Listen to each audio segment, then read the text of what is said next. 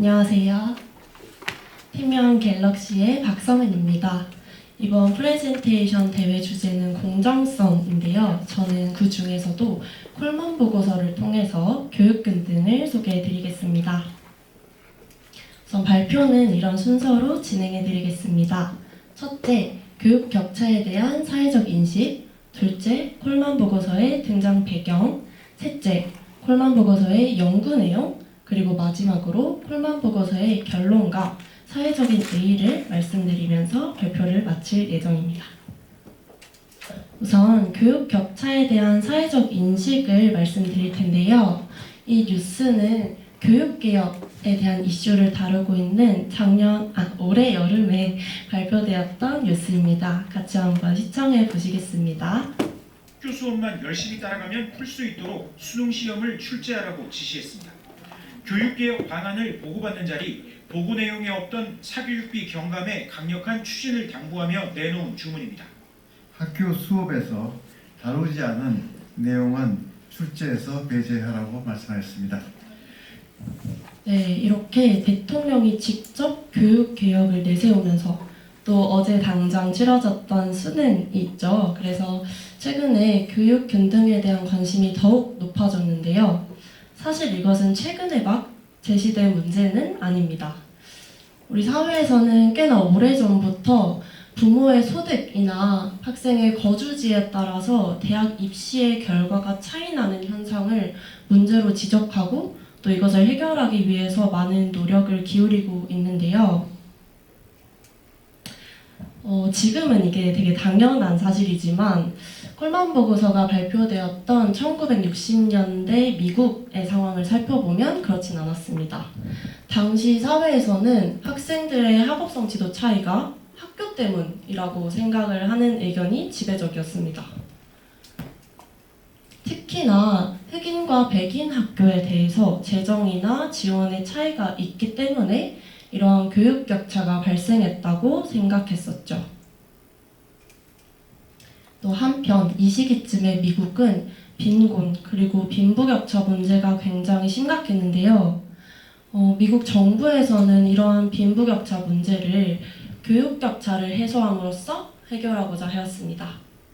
그래서 미국의 국립교육통계센터 NCES에서는 여기 보이는 제임스 사무엘 콜만 교수에게 교육격차 해소에 대한 연구를 진행해달라고 요청합니다.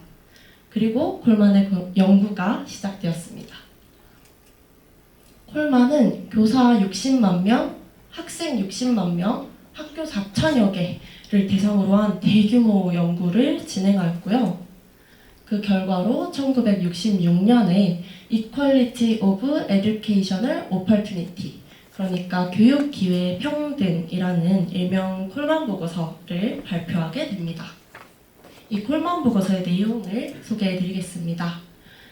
콜만 보고서에서 가장 중심이 되는 내용은 바로 흑인 학교와 백인 학교에 대해서 물리적인 시설 및 설비, 그리고 교육과정, 교사의 역량과 같이 수치화할 수 있는 모든 요소를 비교해본 결과 아무런 차이를 발견할 수가 없었습니다. 그래서 콜만은 이러한 학업 격차가 학교 때문이 아니라는 결론을 내렸죠.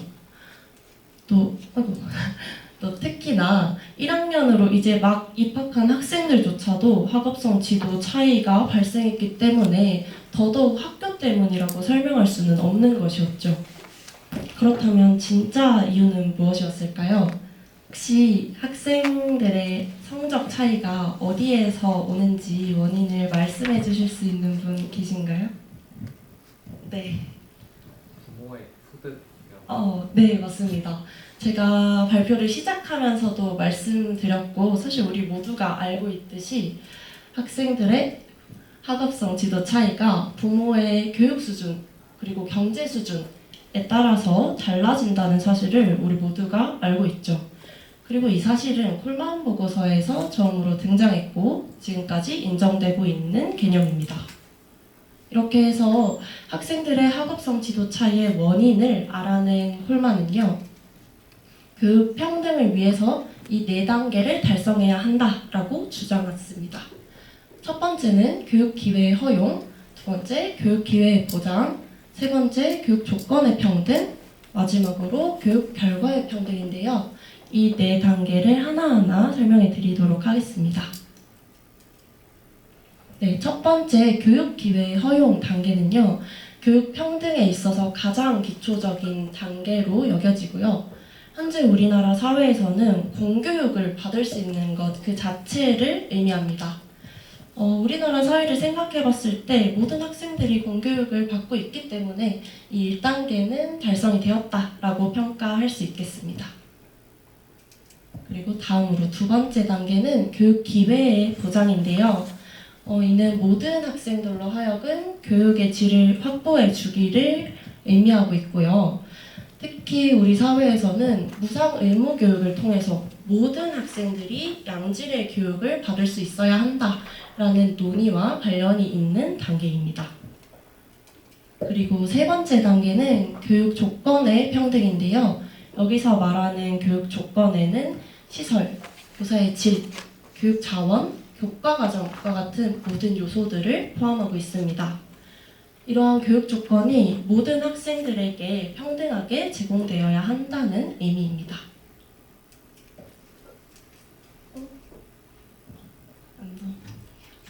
네, 마지막은 교육 결과의 평등 단계인데요. 이 단계에서는 앞선 세 단계를 달성함으로써 모든 학생들이 거주지나 부모의 학력이나 소득과 관계없이 동등한 수준의 학업 성과를 이루어야 한다라는 것을 의미합니다. 이렇게 해서 홀먼이 제시한 교육 평등의 네 단계를 살펴보았고요.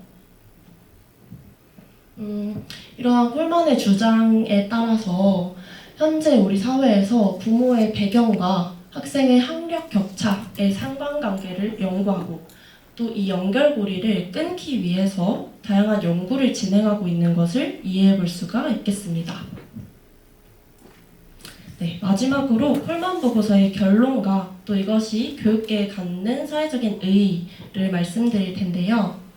홀먼 보고서에서 가장 중심이 되는 내용은 바로 학생들의 학업성 지도가 학교 시설이나 설비, 교육과정, 교사의 유능성과 같은 학교 내적인 요인이 아니고 부모의 자본, 양육 방법, 가정 배경, 사회 경제적 지위와 같은 학교 외적 요인에서 기인한다는 것을 알 수가 있겠습니다.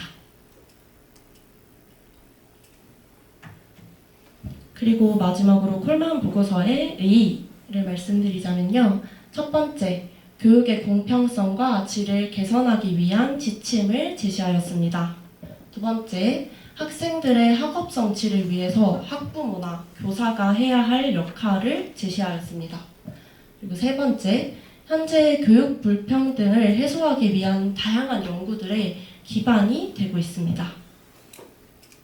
네, 이상으로 해서 공정성에 대해서 굉장히 다양한 요소들이 있는데 그 중에서도 저는 교육 균등을 주제로 해서 콜만 보고서를 통해서 설명해 드렸습니다.